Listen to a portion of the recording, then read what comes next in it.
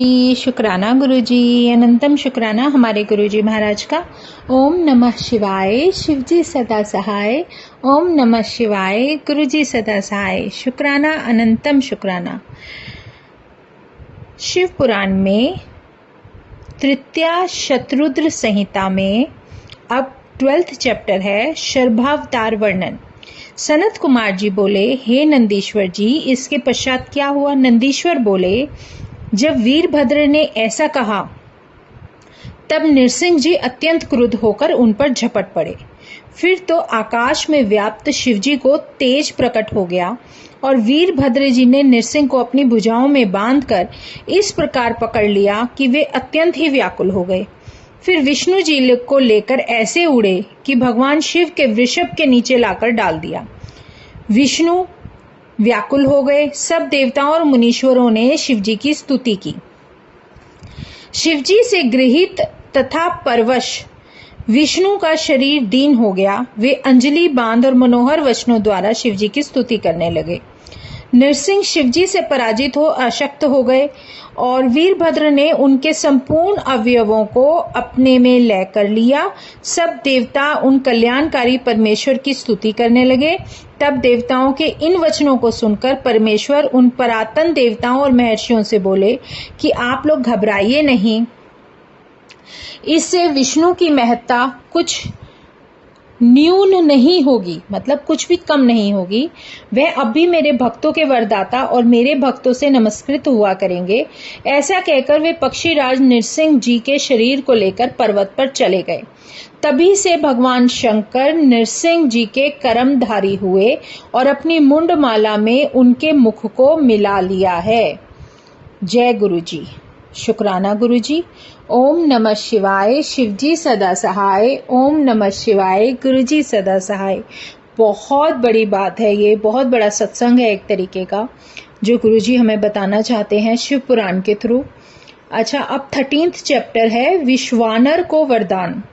नंदी जी थे वो बोलते हैं, हे ब्रह्मपुत्र, अब शशि शेखर के उस चरित्र को सुनिए जो उन्होंने विश्वानर के घर अवतार लिया था।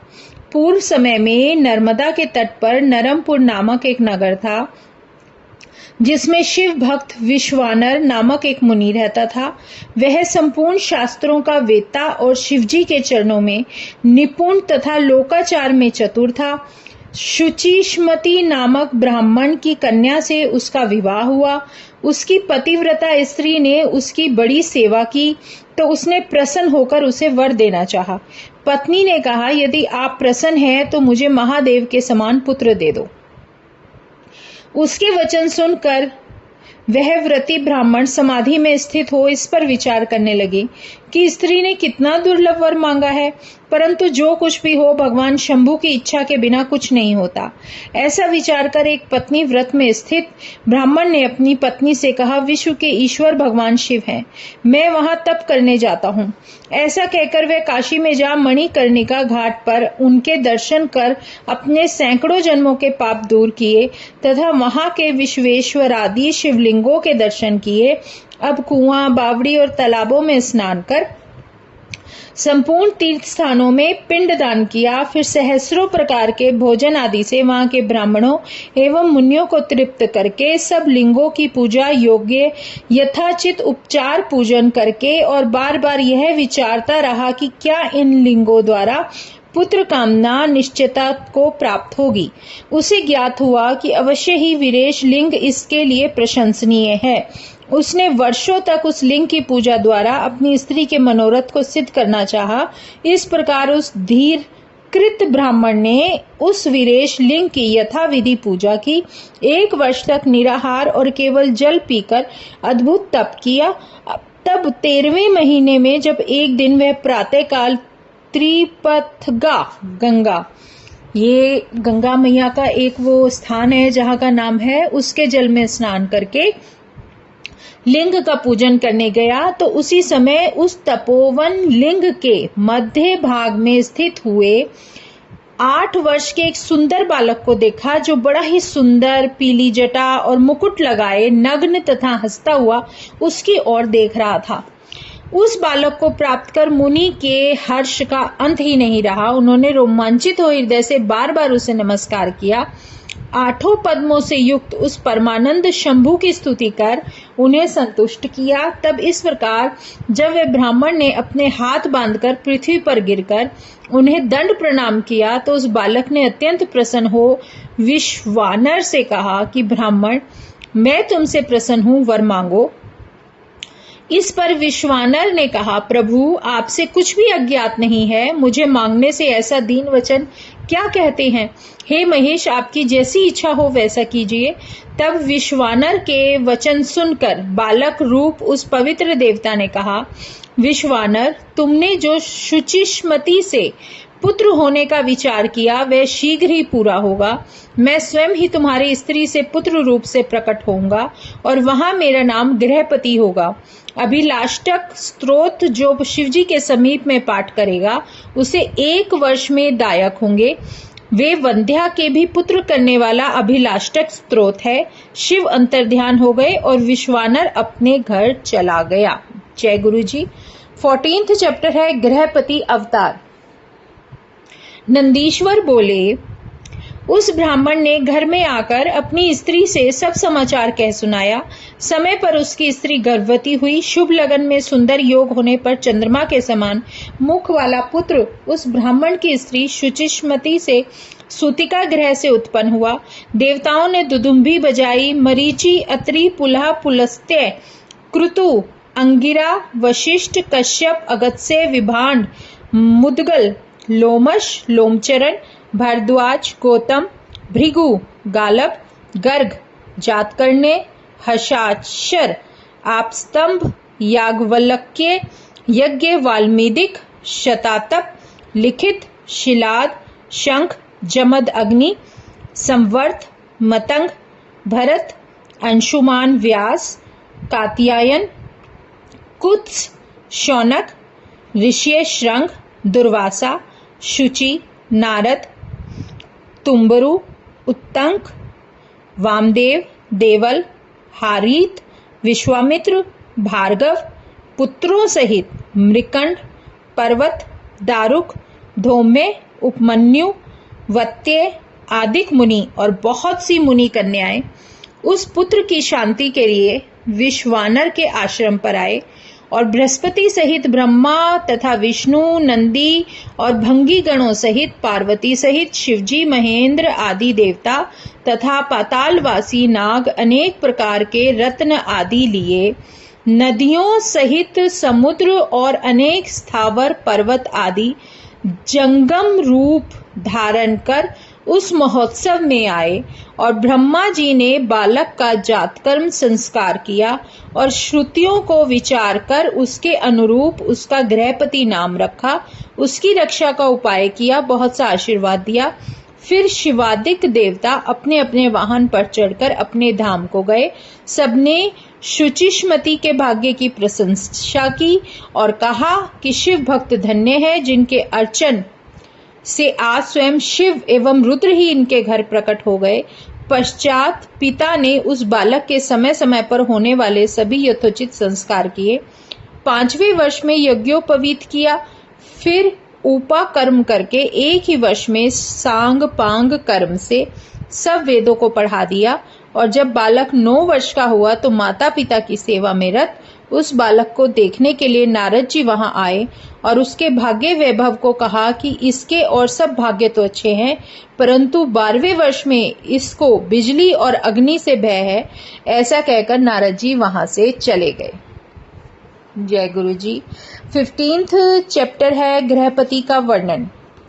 नंदीश्वर बोले, नारद जी के वचनों से स्त्री सहित विश्वानर को वज्रपात जैसा कठिन दुख हो गया। उन्होंने कहा, हाय मैं मारा गया। ऐसा कहकर व्याकुल होकर वो मूर्छित हो गए। शुचिष्मति भी दुख से व्याकुल होकर हाहाकार करने लगी। विश्वानर ने उठाकर उन्हें संभाला और अपने पुत्र गृहपति की खोज की। गृहपति कहीं बाहर गया था। पिता का शब्द सुनते ही दौड़ा हुआ वहां पर आया और दोनों के रोने का कारण पूछा। फिर कहा, आपके चरणों में रज के प्रताप से कोई विधन तो क्या, काल भी मुझे नहीं मार सकता। पिताजी, आपकी कोई भी किसी भी प्रकार की चिंता ना करे। यदि मैं आपका पुत्र हूं तो मृत्यु विजयी शिव मंत्र को जप कर मृत्यु से अपनी रक्षा कर लूंगा।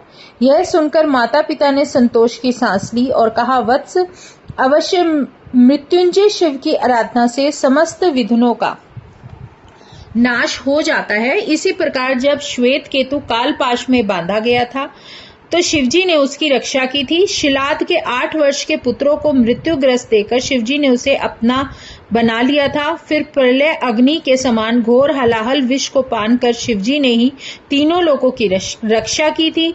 इसलिए पुत्र, अब भी तुम भी शिवजी की शरण में जाओ और जो ब्रह्मा आदि को के भी एकमात्र कर्ता, अविनाशी और विश्व की रक्षा रूप मणि के समान है। फिर तो बालक गृहपति ने अपने माता पिता के चरणों की वंदना की और उन्हें बहुत सारा आश्वासन देकर विश्वेश पालित काशी में आकर सविधि स्नान करके शिवजी का पूजन और दर्शन किया। शिवजी के लिंग को देखकर बड़ा संतुष्ट हुआ। उसने मन में कहा, आज मैं कितना भाग्यशाली हूँ जो मुझे विश्वेश्वर का दर्शन मिला। महर्षि नारद के कथन ने मेरा भाग्योदय कर दिया। फिर तो उसने भक्ति पूर्वक वहां एक और ही शिवलिंग की स्थापना कर घोर नियमों को ग्रहण कर गंगा जल के 108 घड़ों से प्रतिदिन पवित्रता पूर्वक शिवजी को स्नान कराया और नीले कमलों की माला समर्पित की तथा और भी उस प्रकार के सभी शिव नियमों का पालन किया। फिर तो उसके जन्म से 12वें वर्ष में नारद के वचनों को सत्य करने के लिए वज्रधारी इंद्र उसके सामने आए और बोले, तुमको जो इच्छा हो वर मांगो। इंद्र के ऐसे वचनों को सुनकर मुनि का वह पुत्र मधुर स्वरों से उनका कीर्तन करने लगा और कहा, मैं आपसे वर नहीं चाहता, मुझे तो शिवजी वर देंगे। इंद्र ने कहा, मुझसे बढ़कर शंकर नहीं है। गृहपति ने कहा, इंद्र आप जाइए, मैं शिवजी को छोड़ किसी से भी कोई देव प्रार्थना नहीं करूंगा। यह सुनकर इंद्र भगवान क्रोध हो गए, बहुत क्रोध आया। उन्होंने अपना वज्र निकालकर बालक को डराया। बालक को बिजली से व्याप्त वज्र को देख भय से व्याकुल हो मूर्छित होते देख पार्वती पति साक्षात शिवजी तत्काल वहां प्रकट हो गए और उन्होंने अपने हाथों से उस बालक को स्पर्श कर सजीव किया और कहा, पुत्र उठो उठो। गृहपति मानो सोने से उठकर सैकड़ों सूर्य के समान प्रकाशमान शंकर को देखने लगा। उनके अद्भुत रूप ने उसे मुग्ध कर दिया। फिर हर्षाश्रु अवरुद्ध कंठ द्वारा गदगद वाणी और रोमांचित शरीर से महादेव की स्तुति करने लगा। शिवजी हंसने लगे, फिर बोले, यह तुम्हारी परीक्षा थी, मैंने ही इंद्र को भेजा था। अब मत डरो, मेरे भक्त को इंद्र तथा काल वज्र कोई भी नहीं मार सकता। तुमने जो यह मेरा लिंग स्थापित किया है, इसके तेज के आगे कोई ठहर नहीं सकता। इससे उसका नाम अग्नीश्वर हुआ। यह अग्नीश्वर महादेव भक्तों को बिजली तथा अग्नि से बचाते रहेंगे। ऐसा कहकर शिवजी ने उसके कई बंधुओं तथा पिता को बुलाकर उनके देखते ही अग्नीश्वर के दिशाओं का राज्य दिया तथा स्वयं उसके स्थापित लिंग में प्रवेश कर गए। जय गुरु जी, शुक्राना गुरु जी, अनंतम शुक्राना मेरे गुरु जी महाराज का। ओम नमः शिवाय, शिवजी सदा सहाय। ओम नमः शिवाय, गुरु जी सदा सहाय। शुक्राना, अनंतम शुक्राना।